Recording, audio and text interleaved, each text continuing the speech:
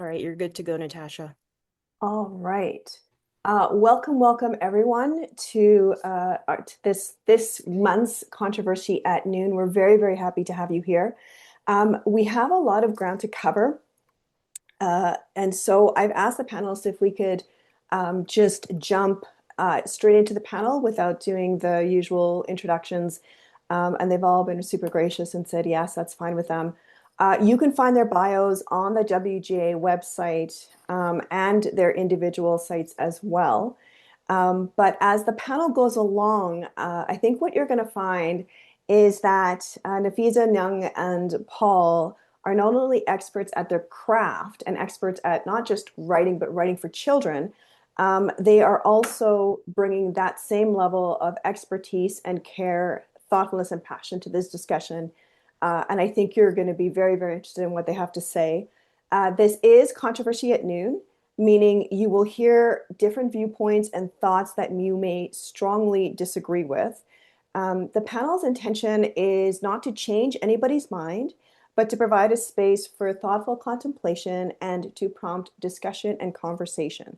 We absolutely welcome all of your questions and thoughts, so please put them in the chat box. Ashley Mann will be monitoring that, and we will leave time at the end of the session to be able to address all of your questions. And then as a last gentle reminder to please mute your mics and videos. So on that note, let's jump into this and see what we have. Now, I'm going to start with, let's start with you on this. Oh, okay. Um, yeah, you're on the spot. So, to our audience, I just encourage you to just sort of take a look at these stats that I am showing you. We've got 1 million kids in Canada who are below grade level with their reading. This pandemic disruption is forecast to cause a 30% increase in socioeconomic skills. A gap. We've got 27% of kids who are starting grade one without the early developmental skills they need. And we have almost 14% of grade 10 students who do not have the baseline level of reading skills. And this sort of like, there's more and more stats that we see. Now, Young, I'm going to say this to you that, a lot of times when writers are looking for projects, one of the things that we sort of often hear is that, oh, I'm going to do a kid's book because, it's a lower word count and it's simple vocabulary and the sentence structure is smaller. And, therefore it's going to be easier to write for children than it is for adults. And this belief is usually followed by a period of shock and awe when that writer realizes there's no such thing as a kid reader, and that the developmental and literacy needs of children um, are like wild and varied, and one of the things that I often say is that the reason that adult writers have adult readers is because the children's writers were there to inspire a love of reading and to meet that child reader where they were at the literacy level and the social level that they were at as well. So can I ask you, Nung, as writers, whose works are for children, what are like one or two misconceptions that you see surround this idea of children's literature or writing for kids? Yeah, no, that's a really good question. I think a couple of common misconceptions that I think of when it comes to children's literature is basically, as you say, the first and foremost, I think, is that a lot of people assume that writing for children is easy because, especially because I do write a lot of children's picture books, and because of the few words and the shortness of the picture book, they assume that it's easy to write. But children's picture book and middle grade or young adult books can be very difficult, especially the children's picture book because it's book that has, so many pages and so many words, and so you have to convey a story through these few words, and you want to build character, and you want to have a story, a plot line, and at the same time convey a certain message or convey certain emotions through a picture book. And so it's very difficult. And of course, it's also very difficult to please the publishers when it comes to writing these short children's books. At the same time, one of the biggest misconceptions is that children's literature is simple, simple stories. But actually, because children are so brilliant and complex individuals, that they are able to consume a variety of subject matters. And I feel that children's literature can delve into very complex issues that pertains to society and what affects us in the world today.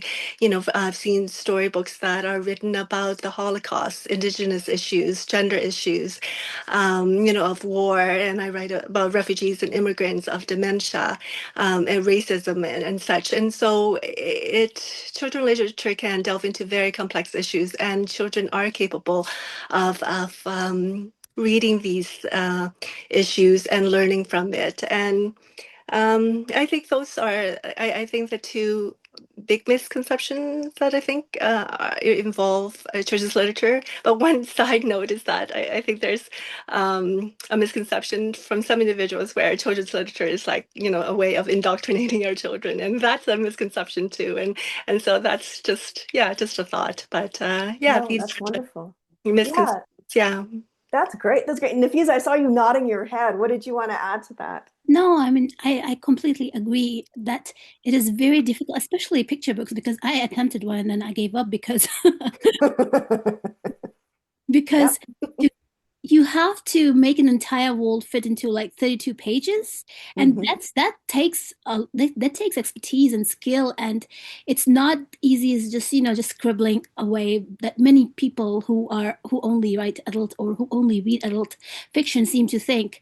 And what one common misconception that I actually personally encountered was that people seem to think that children's literature, people who have not read children's literature, seem to think that the plots can be very like linear or nothing else happens. You know how in complex, especially fantasy, since that's what I write, there's no subplots or anything. It's just from A to B, and clearly they haven't read any children's literature because that was maybe in the past that was common, but now you have 5 or 6 subplots happening because kids, they like complexity and they're fully able to handle complex narratives.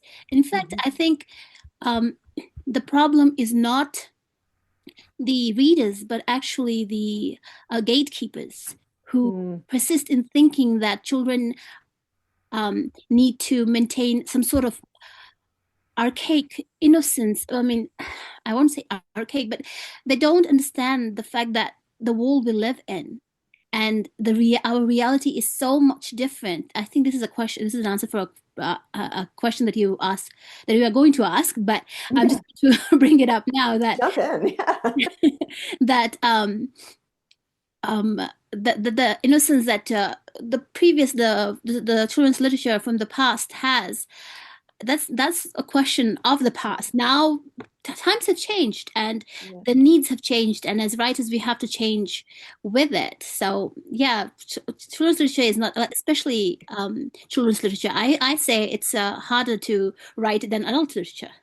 Yes, and I agree with you that with the idea that the nostalgia and the way we sanitize previous generations, like as if some of our parents or grandparents weren't in the 80s doing the Madonna outfits with their bras, showing under lace or over top, or I always remember, and I can't remember what the singer is, but it was either Chubby Checker or Fats Domino singing I found my thrill on Blueberry Hill. And you know what he's talking about, right? But that was like the, I don't know, 50s, and people eating goldfish.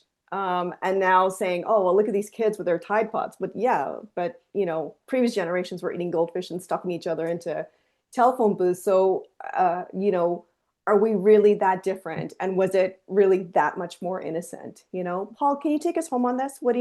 Any last things Or you want should to I add just in? get like really Do you want to do a controversial hot now? take? Well, no, I don't know if it's a hot take, but I do think there persists sometimes a belief that as professionals, what we do is less serious and less important. Mm, And that there is an infantilizing of children's authors and illustrators because mhm. we work in the children's realm. And as you said, Natasha, in reality, what we're doing is we are creating your adult readers for the adult market. Yeah, We're giving them the skills, we're giving them the love of reading. yeah. There's also some other things like none of us are literary experts here on this panel. Nafisa and Young, correct me if I don't know something, but I don't sit down and go, I'm going to teach children literacy today. It's not my first concern. It's not how I approach a book. I approach It story isn't? first. No, it's like, yeah, kids, come take your castor oil now. This will be good for you. Don't you want this?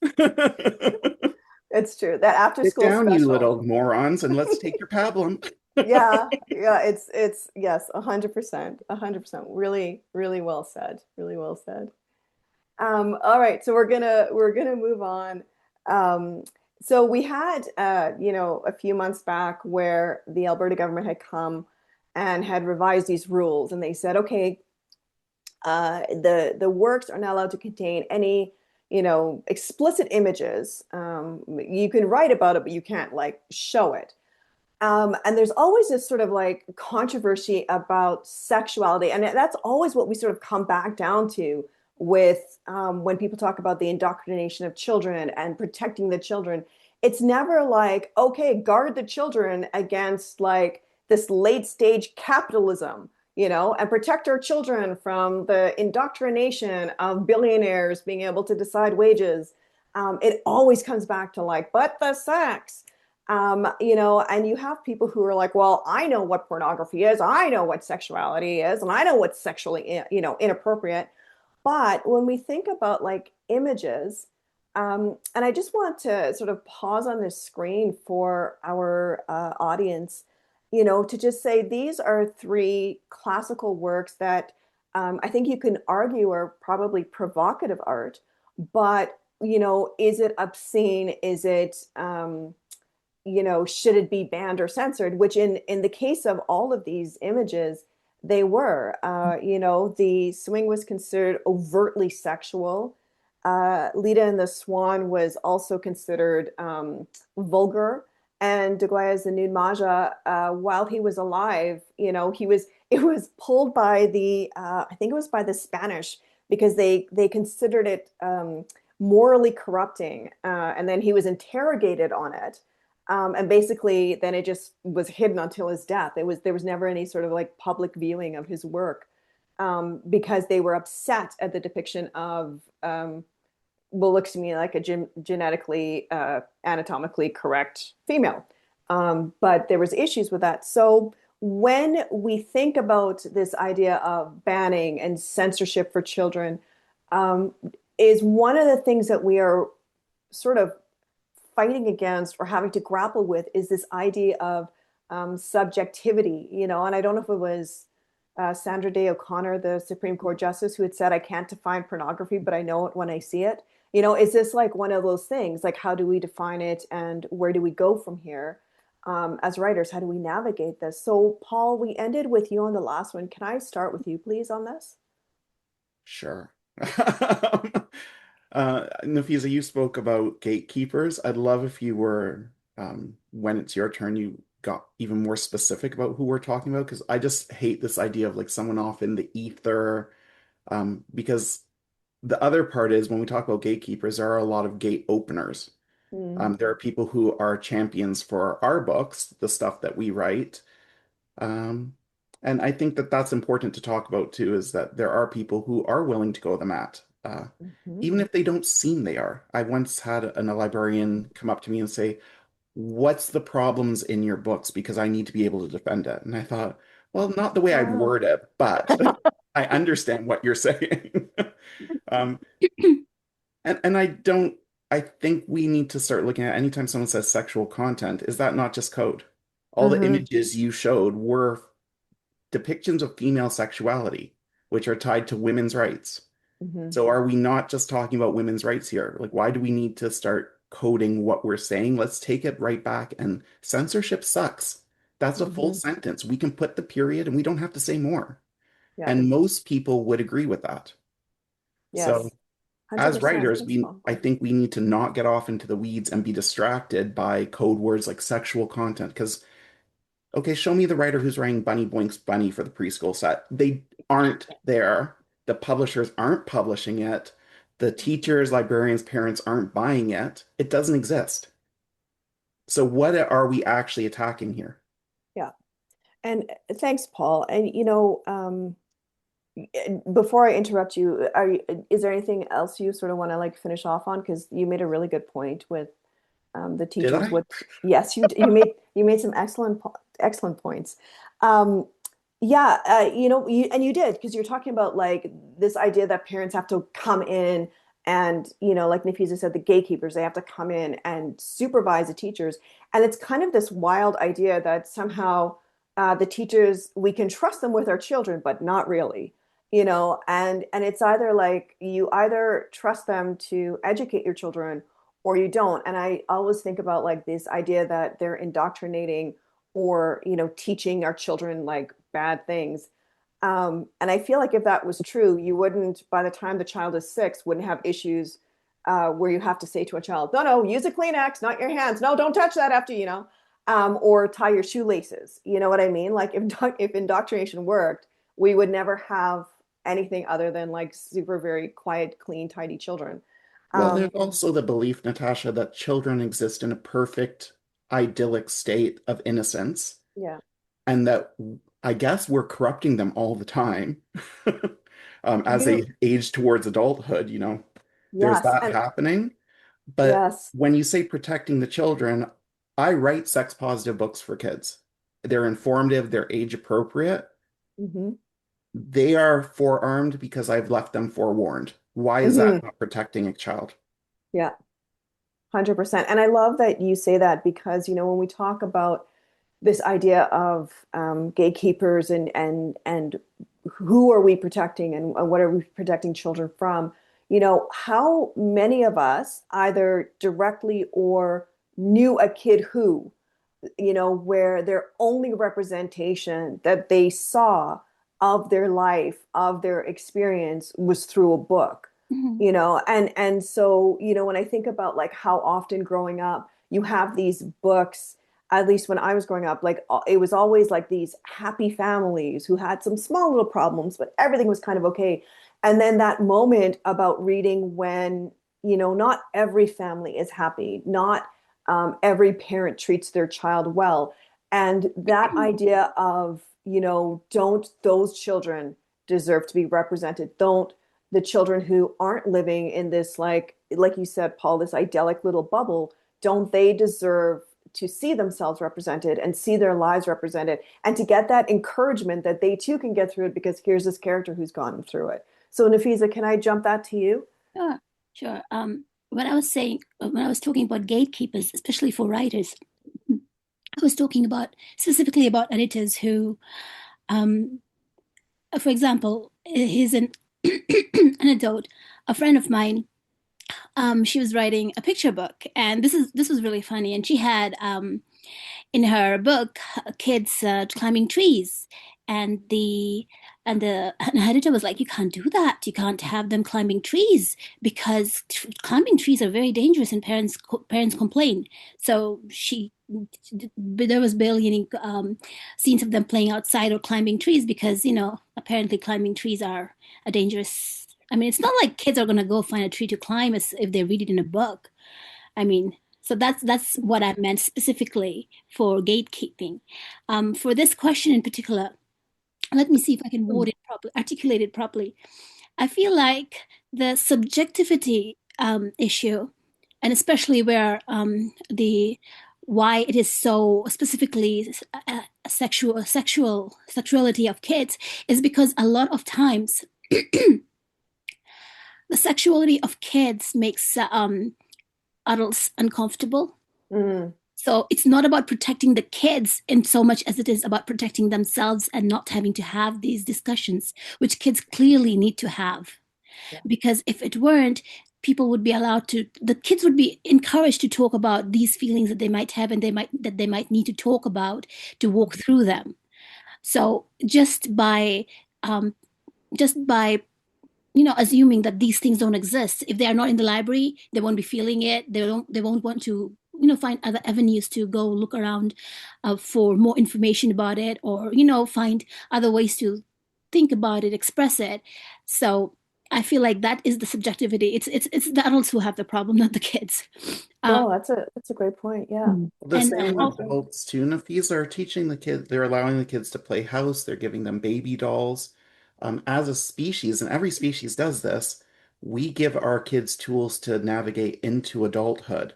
So when you teach a kid to play house or you give them a baby doll, those are teaching them sexualized gendered roles. Mommy Hmm. and daddy didn't make the baby because the stork came. We know that. Hmm. yes, Yeah. exactly, and they are just trying to the conventional. They have a corridor that they're allowed to walk through, and you cannot go on through any other doors except the corridor they have designated as the corridor you walk through. Yeah. I'm a writer. Yeah. No, but you know what? I think that's well said. And especially when you think about like the quiet sexualization of children, specifically girls, in real life versus the sort of like anger they have with books. And I was thinking about, I think maybe like a year and a half ago, there was a mom who kind of went viral because she went on this rant because I think she'd gone to Target and she was looking for shorts for her 5-year-old and she just was just holding up their shorts because she was like, why are you giving my 5-year-old daughter shorts? Like, look at the boys who get proper shorts that come down to their knees. Why is this thing like barely covering my 5-year-old daughter's butt? And then she ended up, buying the boys' shorts, because of that. So, Young, can you like, give us your thoughts on this? Like, where do you go with this kind of question? The question, sorry, with respect to the protecting our children and their sexuality Yeah, well, and just about such. the Yeah. idea of like this question that we're on right now about the subjectivity of how we define what is or isn't sexual or what is or isn't appropriate or inappropriate for our children. Like, how do we as writers navigate that? I mean, should we, or do we just write what we want and then navigate past the gatekeepers? Yeah, coming from the perspective of a medical doctor, because I work as a physician as well. And so I really think knowledge is very important when it comes to sexual health. And I've actually gone to Africa, the Gambia, and teach sexual health to Muslim kids. And so you know how restrictive and the Muslim culture can be when it comes to sexuality and such. But I was able to inform young children, and these are elementary students, about sexual health. And so I think when it comes to sexuality and such, and sometimes we do make too big a deal out of it. However, as a parent as well, at the same time, I do understand from the parent perspective why it is sometimes important to know what your children are reading in terms of the content and the sexual content of it, because it applies not only to books but applies to movies we watch as well as the clothes that we wear. So it is important, and I think we shouldn't uh, be condescending towards parents in general in what they hope for their children with respect to what is appropriate for their children in terms of the sexual content of materials. But it shouldn't, I don't think it should um, be a permit though to ban the books that are in our libraries and such, as Paul had said, and Afisa had said, with gatekeepers and such. We trust the teachers, we trust the system, that they allow books that are appropriate, that they feel are acceptable if a child happens to pick up that book.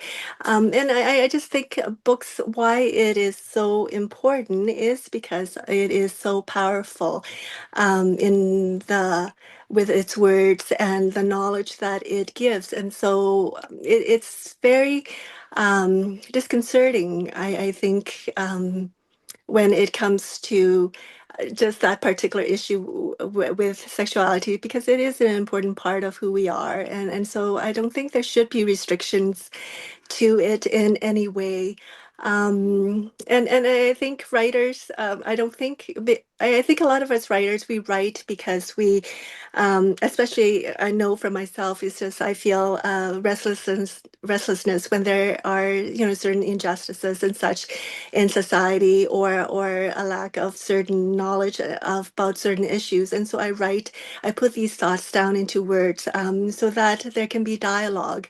And I Mhm. think that is the key is to have that dialogue. And so to have these books available, the important thing is not to ban or restrict access to it. It's more so to encourage the parents to have that conversation with their kids, when they do access these books, and to see where their children are in terms of where their heart is, where they are, and to meet their children in that place and have that discussion. And I think that is so important. And so to have these books available, I think, um, books are, books are a way of creating, the empathy and the understanding and respect and compassion for one another because of the knowledge that it holds. And it is important because it creates a more fair, and, an equitable society, a better world for our kids. And then so I think, yeah, I think Yeah. Yeah. it's an important, yeah. Yeah, no, I think you make some really, really good points. I mean, we sort of have to like move on to the next question, but kind of like back pocket, if we have a chance to come back, can I stick this in your back pockets, please? That the idea of um, the sexual content being banned and yet violence in books is okay, right? We never really see this same level of anger and outrage when it comes to violence. And in fact, the I remember talking to an author one time who had been told that it was okay for the book within the book for the kids to be extremely violent with each other. They just didn't want guns. And that has always sort of stuck with me that they could use knives and whatever else, but just no guns. And yet, when it comes to like, oh, can this boy kiss this boy? Can this girl have a relationship with this girl or this boy? Then all of a sudden there comes in something. And I do kind of wonder about Natasha, it. Yeah, go it's for it. because the sex isn't punitive. It's really Um, simple. It's a punitive Pleasure. sex, which like sexual assault is considered punitive sex. Yeah. Although those are very important stories to tell, and I'm not saying against it, there's a lot of it in children's literature. Yeah. But God forbid you show someone making an informed choice or having a good time. Because we all know that like teenagers have never had sex and like they turn 18, they wait. They They wait. wait for Every marriage. kid in history I'm has still absolutely waiting waited. for marriage, Natasha. Yeah, like I do like it's those things that as writers and as human beings in the world, we just sort of have to sit with. And I was thinking about like I grew up in the Christian church. My parents were, deacons and elders, the whole bit. And I still, like 100 years later, still sit with the memory of sitting in the congregation and listening to the pastor telling the girls that they needed to dress modestly because the boys can't control themselves. And But if, doesn't that also put the boys in an area like you were talking about the sexualization of young girls? yeah, When boys are put in the position of being conquestors or aggressors, we create a problem there. And we've often been talking about toxic masculinity in terms of mhm, children's books. It starts young with boys too. Jason Reynolds just wrote a great book about boys and sexuality and that sort of feeling. I, Jason is a great guy, very interesting to listen to, but he talks about that and how the boys are forced into a system that's equally as damaging. Mhm. yeah.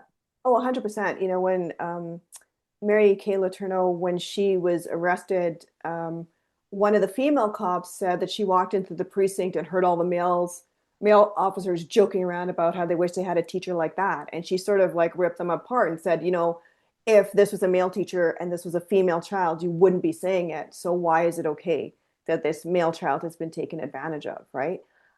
And again, those are stories that need to be told. right? About what it looks like for boys growing up. Okay, so audience, as we're talking about sexuality and books and censorship, brace yourself for some really disturbing stats concerning social media and the like. So we have growing evidence that frequent social media use is associated with distinct changes in the brain. We know that 30% of social media use may be it creates social self-control challenges. We know that it triggers the same pathways as addiction does.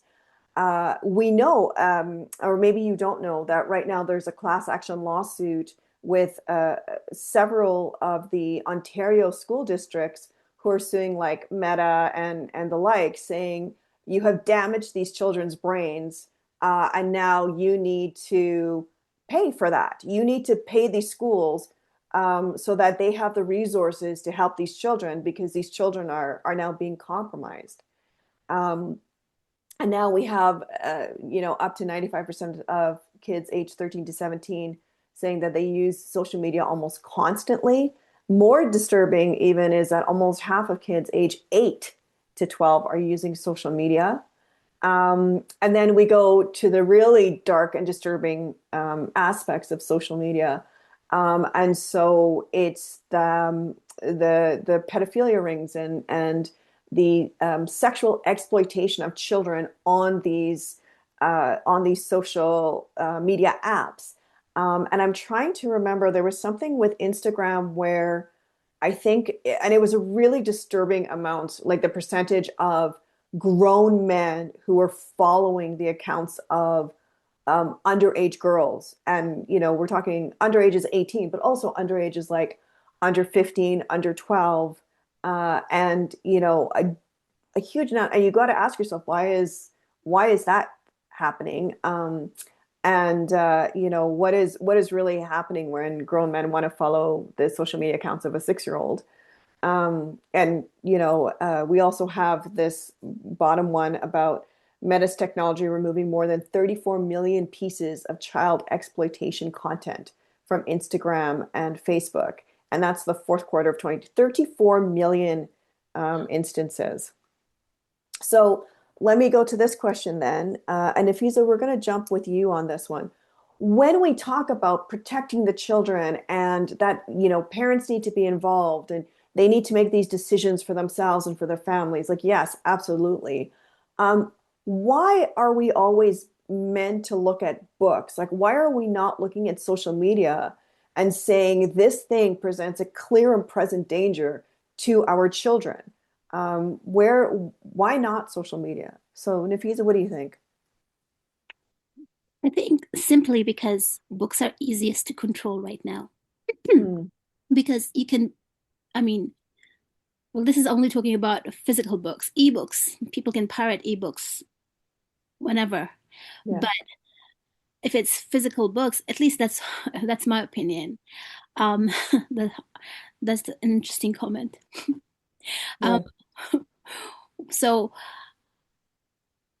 I feel like books compared to social media, where there's lots like money is involved Mm, and their laws will have to be changed and lobbying is involved. It's far simpler to just, talk to people and get books, like you mentioned, the secret book list that is people have secretly removed books that we don't know the titles of. It's, hmm. it's far simpler to remove books than to control social media. Yeah. Well said. Paul, what do you think? I actually sort of think the opposite, Nafisa, which is I think Oh, books are interesting. not controlled. They encourage active thinking and they encourage people to be Mm, active participants in consuming that form of media, which means it encourages free thinking, it encourages autonomy, whereas other forms of media like TV, music, social media is all consumptive in a passive way. Hmm. And so oh, it's easier interesting. to control a population when you've put them into a passive state. I agree. Yeah. But if you think about ebooks and No, how, I thought your point was really interesting. No, I wasn't trying to no, disagree. no, I thought, yeah, there's a physical thing you can control. mhm. Yeah. Yeah, that's right. Now, what do you think? Oh, yeah. No, no, I think yeah, there's big issues when it comes to book banning, mainly because I think it is the power of the word, right, of the words and the knowledge, the content that are in books, because books have an amazing way to affect positive changes, but at the same time, it can, affect some negative changes too. Could cause some negative changes too, depending on the content. But in general, books are powerful because of the words. It's just words are very powerful, and it and I think because it only affirms the importance of books because books have the power to shape an individual to take a person through a journey through stories that can shape their values and define a person as they grow up. And so I think the big issue why it is a big issue when it comes to banning of books is because books can be so Mm, threatening and, for certain individuals because if they're uncomfortable with certain social issues or ideologies and such, then books can be very threatening to them because they see it as a way of, affecting society in certain ways through our children and such. But at the and so that's why I think the banning of books is such a big issue. But at the same time, I think I sort of disagree with respect to why banning of books is more an issue than social media. But because I think social media is a huge issue, mm, and Australia had banned social media for kids up to 16 years of age, and so social media has been at the forefront of a lot of the discussions when I see patients in the clinic. mm, It's not about, what books are your kids reading. I encourage the kids to read books, and no matter what they read, but it's the social media content because I see so many patients with individuals with increased depression, anxiety, and mhm, attention issues, as well as it impacts their learning and their creativity. And so I think social banning of social media and such is a huge issue that is at the forefront of a lot of countries and government initiatives and such, because I think we were able to ban cell phone usage in the schools mhm. during the school hours as well. But yeah, at the same time, yeah, the book issue is critical because books are so powerful in shaping who we are. It has an enduring, lasting effect on all of us. Yeah, yeah, and you're right. They're disrupting, right? Books are Mhm. disruptive. They're meant to be. Nifisa had moved to Nyang. Was there anything you wanted to follow up on before we go to our next question? No, no, no, I'm good. I'm Yeah, good. good. Okay. So I am going to move us on to the next question. So this was I'm trying to think of how many years ago this was now. But there was a big protest in the GTA, the 1 million March for Children to protect our children from indoctrination and sexualization. And the thing that catches me when I'd read the article, was that you have this demonstrator, Nathan, who says that he's there to support children and the importance to maintain their innocence, right? What you're talking about there, Paul. And then he says, I think it's important we keep kids out of these important discussions that are really between parents and their children. And that teachers, institutions, unions, they shouldn't be having these types of conversations with our kids in such an overt fashion. This is all about like the sex education. Um, and the thing that sticks with me on this is as he's protesting, the Ontario sexual education curriculum absolutely allows parents to exempt their children. So there is never this thing where the children are mandated into sexual education. And I remember when it was on the news, and there was a parent who was so angry because she said her child was too young to learn about these things. And the reporter said, what about the curriculum disturbs you? She said, well, I didn't read it. And I go, okay. And then it turned out that under sexual education, it was just a unit on teaching the proper name for body parts. And so when I think about all of this, here's my big question. Like, are we talking about the protection of our children, right? Do we, because that feels like it's already there, or are we really talking about the control of other people's children? And to sort of, to the audience, to reference what Nafisa was talking about when she mentioned the secret list, um, the CBC had an article on January 6th saying that some books had been pulled from the Calgary Board of Education, the Edmonton Public School Board, and I think Rocky Mountain District. Strathcona didn't pull any books. But the interesting thing is the list is private, so you can argue, Nathan can argue protecting the children from these discussions. But as an adult, my question is, why am I not allowed to see this list? What is so terrible or provocative about this list that I can't read it? And yeah, so there's books that have been pulled from our school districts, and none of us know what those books are because that information won't be released. So, Paul, can I jump you into this? Are we Or, I'm protecting? always opinionated, Natasha, and I have a good well, building on what we had been talking about, though, in terms of gatekeeping, and there's levels of discernment that have gone on before things ever reach a kid. And I Mhm, find that the publishing houses, the editors are often collaborators. A lot of my books wouldn't have existed without an editor who had the forethought to go, this is important and someone should be writing it, mhm. and who championed that book. So, shout out to editors for who are great editors and doing the work. Yeah, Um, absolutely. but when we talk about protecting children, are we also not just skirting the issue of criminalizing certain groups Mm, and making them seem like they're bad? Because when we look at the lists that exist, they are BIPOC authors, BIPOC books, they are queer authors and queer books. These are communities that have been put under the microscope before, were criminalized, are still being criminalized in any way. I've said this to people, and it's not a complaint or a woe is me. As a gay male author, it's very hard to get a school visit. mhm. And that's often because gay men have been seen on a slippery slope of being predatory and, I like older men. I don't want a young kid.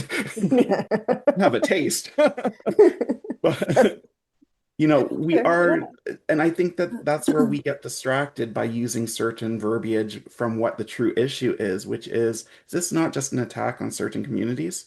Hmm. No, you're right. And, sort of to what you're saying, I had sent the panel this list of books that Texas had banned. And so there includes a picture book when Wilma Rudolph played basketball, which touches on the racism that Olympian Wilma Rudolph had experienced growing up in Tennessee in the 1940s. And a parent thought it should be removed from school library because it opines prejudice based on race. Um, we have like there was somewhere like one who wanted so a nonfiction book called How to Be Anti-Racist by Ibram X. Kendi, who wanted the book. So the parent wanted the book to be erased or taken out, um, and instead suggested replacing it with copies of the Bible, which, as I said, as a kid growing up in Christianity, yeah, the Bible was never mean or racist to other groups at all. And then there was also ones that said, because it made children feel bad because racism existed. Like it's a whole thing. If you Google it, you can sort of see these answers that parents are giving. And again, it is fine if a parent doesn't want that book for their child or doesn't want that content for their child. But why is it this mass banning that nobody's children gets to no one's kid gets to read this. If my kid can't read it, nobody gets to do it. And Nafisa, what do you think? underlying Oh, it sorry. all, Natasha, is this is an attack on all of our freedoms and all of our rights. Hmm. Um, and because I'm not an expert, and I know I'm not, I went and looked up the Charter of Rights and Freedoms before this panel. And in Canada, we have the freedom of thought, of belief, of opinion, of expression, and of information. Mm, Um, we Freedom of speech is a US thing, and an interesting distinction between Canada and the US. the US freedom of speech allows more hate speech and things to occur. There are protections built into the Canadian Charter of Rights and Freedoms and in the way that we've worded it. So things that would not be covered would Mm, be anything under the criminal code, propaganda, hate speech, defamation, yeah. discrimination, fraud, or perjury. Those are things that aren't covered, whereas it's a gray area in the US. So, Mm, yay, Canada. yeah. Yeah, no kidding. I noticed we're running low on time, so I want to give Young and Nafisa a chance to get their opinions in. So Young, can you give us your thoughts on this? Um, yeah, no, it's again coming from the perspective of having, young children. I understand when parents approach these issues, saying that it's to protect the children, right? Because I want to protect my children, and I want them to Yeah. have a childhood that is magical. But at the same time, I feel that our children are our hope for the future, and they are what we want in terms of the possibilities, the potential for a better world, and so we can't have that unless we have children who are well read with diverse books, and are exposed to diverse experiences, so that they can develop that compassion and understanding of one another, so that we can have the different perspectives, and understand one another, so that we are not so polarized because Hmm. of social media and all the um, all the ugliness that's happening in the world today, and all the continued war, the continued racism, discrimination, and such. And so it is so important to have and expose kids to a variety of literature and perspectives. It's I protect my children in terms of wanting to um,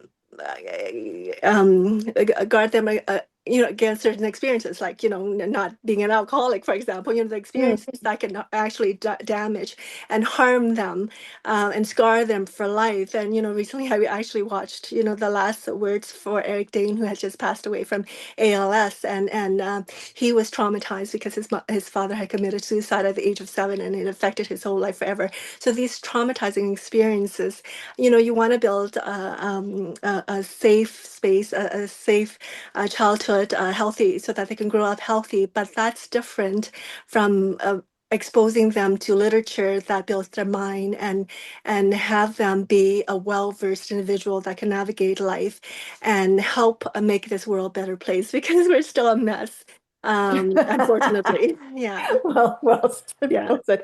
Nafisa, can you take us home on this one? Anything you Yeah. want to add? What struck me was the innocence in the earlier clip you Mm, shared, and I find that to be so remarkably narrowly defined. Like children, it suggests that most of the Canadian children come from one background where they have the yeah, luxury of being privileged to not have seen or done or yeah. being exposed to certain things. But we are a country of immigrants, and some of us do not have the luxury of being in a privileged to be safe during our Mhm. formative years. And so, what by doing this, by banning books and teaching certain things, what you're doing is othering the kids as they are, Yeah. and you're telling them that you're already somehow wrong, flawed. So Hmm. I have issues with that. Yeah.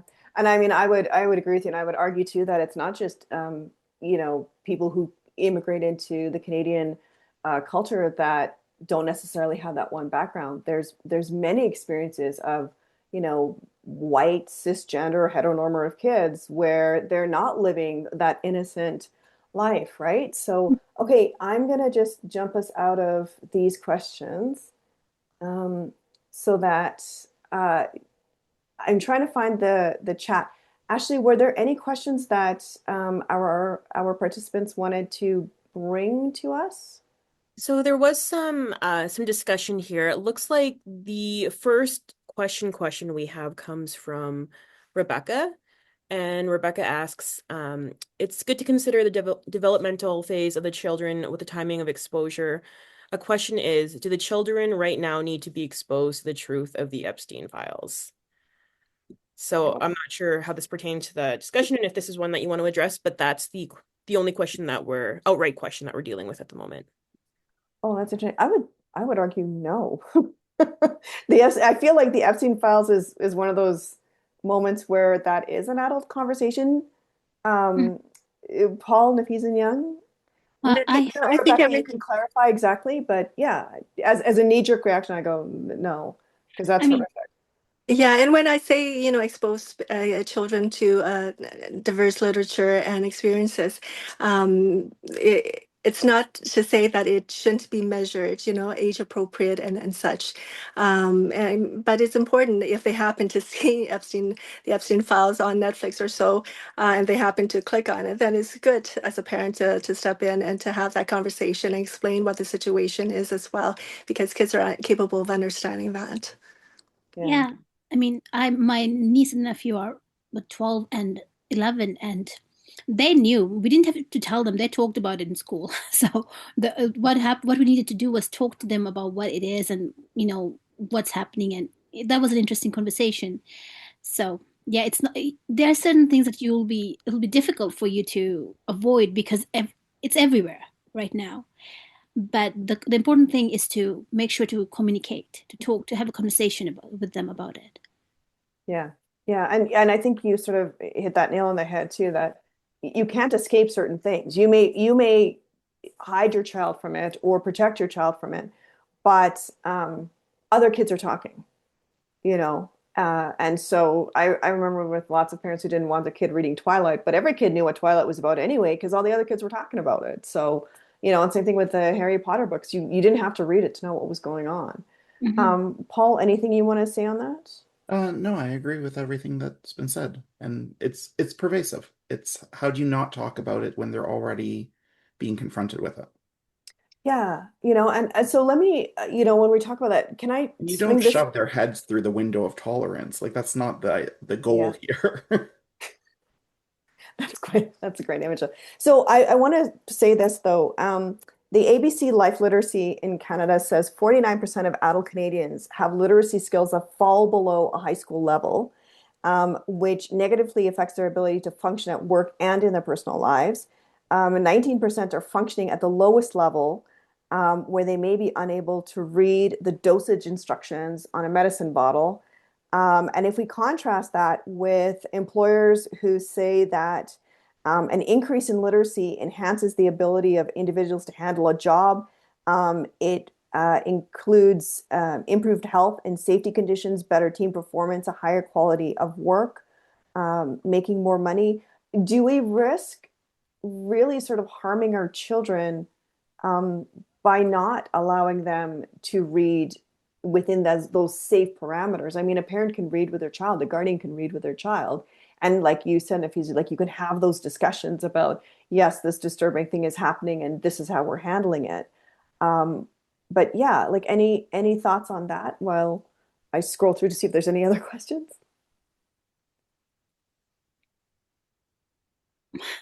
Paul, any thoughts on So um Paul will run his mouth. Um, as I said, I don't really approach story from a place of trying to improve literacy levels, or I consider my job is to tell a good story. And I think if I do that in a way that it encourages a child to read and empowers them to read, yeah. Yeah, that they might want to do unenjoyable tasks. And I think all four of us write good stories that kids want to read, and then they pick up another book. Hmm. Yeah. but at the same time, I'm actually a very strong advocate of education and kids learning the fundamentals, the foundation of reading, writing, and arithmetic. Right?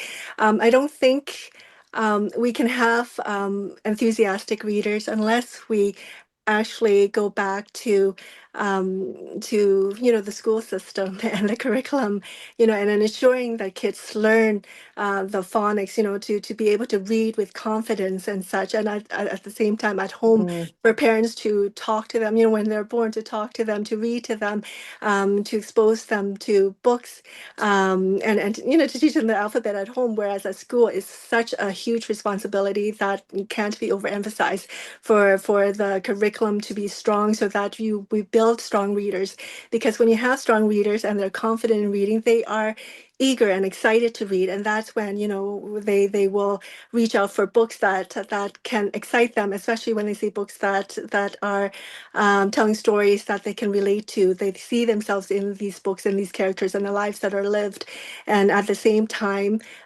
you know, having the diverse books, you know, gives a different perspective. But you don't have enthusiastic readers unless you have strong readers, and so that Mm, starts at the school and the home level, and then we step in as writers. You know, we write books that can inspire them, that can lead them down certain passion, and open their mind, and help reduce the polarity in this yeah, society, this world. Yeah. 100%. That raises the question, are we being, and I'm not hired to write curriculum books, so are we putting messaging and curriculum ahead of story? And because I write, I choose to write, I always put story and character first. Mhm. Yeah. I Mhm. think that one of the school districts in Texas banned all references to the Holocaust in one of their textbooks. Please fact check me on that one. I know there was a huge scandal with Texas banning something historical that had actually happened because they said it would make the kids feel bad. So now, so to that idea of curriculum and messaging and I mean, should they propaganda not and feel bad about the indoctrination. Holocaust, Natasha? Like, of all the things to feel bad about, yeah, feel bad about that. Yes. Nafisa, do you want to say something? I agree with Nang, and I feel like as writers and with Paul, I don't sit down and be like, oh, am I going to increase literacy? I do think that um, parents need to be readers too, to encourage to make their kids readers. If this Hmm. if a child sees you sit down with a book, and because the kids usually imitate their parents, they will want to sit down with a book right beside you, and keep Hmm. you from reading, but at least they'll be reading. The act of opening a book, or an ebook, whatever, if they see it happening, they will have some memory of it, and it will grow. Hmm. So I feel like learning reading starts at a very young age from the Yeah. parents. So if you can't really depend on teachers have a lot going on, Yeah. right? So if you can't sit down and read with your child, and you are surprised that they don't like reading. Mm. Yeah. Yeah, and and so we only have 2 minutes left, and I just want to say thank you to the panelists because that was like I'm gonna be thinking about this for like the rest of the week at least. So thank you to the panelists and to the WJ for hosting it and to our audience. But before I turn it off over to Ashley, Nafisa, I just want to jump off of what you said about like the parents reading. And my dad, I think, wins the award for sneakiest way to get their kid to read because he used to get the Time magazine subscriptions. And he said to me one day, because I was like, "Oh, can I read that?" And he went, "Oh, I don't know. It's all adult stuff. I think you would find it boring, And it was this idea that I could partake in adult stuff, and I was like, "No, I could." Which, yeah, led to me being a huge Times Magazine fan. So shout out to my dad for that one. Ashley, can we turn it over to you with the 1 minute that's left? Yeah, I just wanted to say thank you to you, Natasha, for moderating, and to the rest of the panelists for their contributions. It was a great discussion today. And just a reminder that there will be a recording of this put up on our YouTube channel shortly here for folks that want to share. So, yeah, thank you so much, everyone. Thank you. Thank you.